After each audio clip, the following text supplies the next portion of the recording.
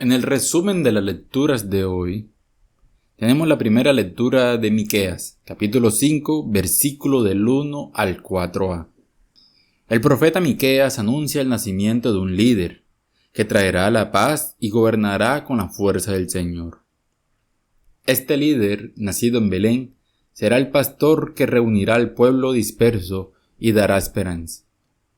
Este pasaje profético apunta directamente al Mesías, a Jesús, quien es el cumplimiento de la promesa divina de salvación. En la segunda lectura de Hebreos capítulo 10, versículos 5 al 10, el autor de Hebreos explica que Jesús vino al mundo para cumplir la voluntad de Dios de una manera nueva, no a través de sacrificios rituales, sino ofreciendo su propia vida. Al decir, aquí estoy para hacer tu voluntad, Jesús nos enseña el valor de la obediencia y el amor total a Dios. Con su sacrificio único, Jesús inaugura una nueva alianza que nos da acceso a la salvación. En el Evangelio de Lucas, capítulo 1, del 39 al 45, el relato de la visitación destaca el encuentro entre María e Isabel, donde ambas reconocen la obra de Dios en sus vidas.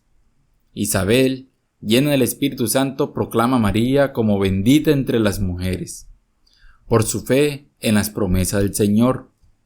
Este pasaje es un canto a la alegría, a la fe, a la comunión que surge al compartir la experiencia de Dios en nuestras vidas.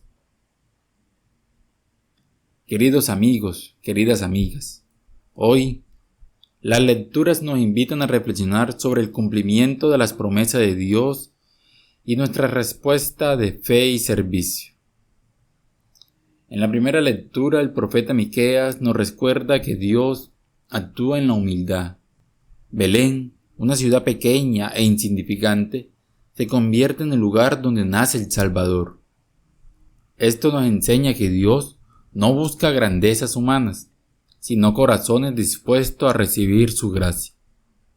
La segunda lectura nos lleva al corazón del sacrificio de Cristo, a la obediencia y al amor. Jesús no se limitó a los sacrificios externos, sino que ofreció su propia vida para cumplir la voluntad del Padre. Esto nos desafía a vivir nuestra fe no solo con palabras o rituales, sino con acciones concretas que reflejen nuestro compromiso con Dios y con los demás. Y en el Evangelio, el encuentro entre María e Isabel nos muestra el gozo que produce la fe compartida. María, llevando en su vientre al Salvador, se convierte en un ejemplo de servicio y en un ejemplo de humildad, al acudir en ayuda de su prima. Isabel, por su parte, reconoce la grandeza de María y el poder de Dios obrando en su vida. Amigos, Dios elige el humilde para buscar grandes cosas. Así como Belén fue elegida para ser el lugar del nacimiento del Salvador, Dios actúa en los pequeños detalles de nuestra vida.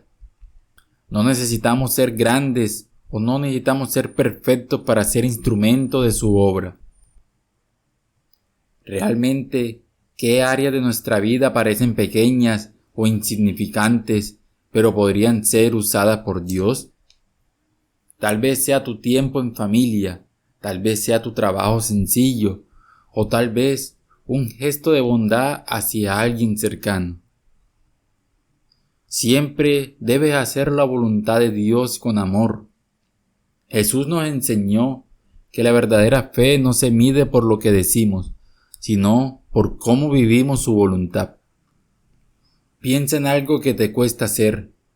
¿Es perdonar a alguien? ¿Es dedicar tiempo a los demás? ¿O es renunciar a algo que te aleja de Él? Este es el sacrificio que Él nos pide, una entrega diaria, motivado por amor. Comparte tu fe con alegría, al igual que María e Isabel. Nuestras vidas se enriquecen cuando compartimos la fe con los demás. ¿Cuándo fue la última vez que hablaste con alguien sobre Dios? ¿Cuándo fue la última vez que hablaste con alguien sobre cómo Dios ha actuado en tu vida?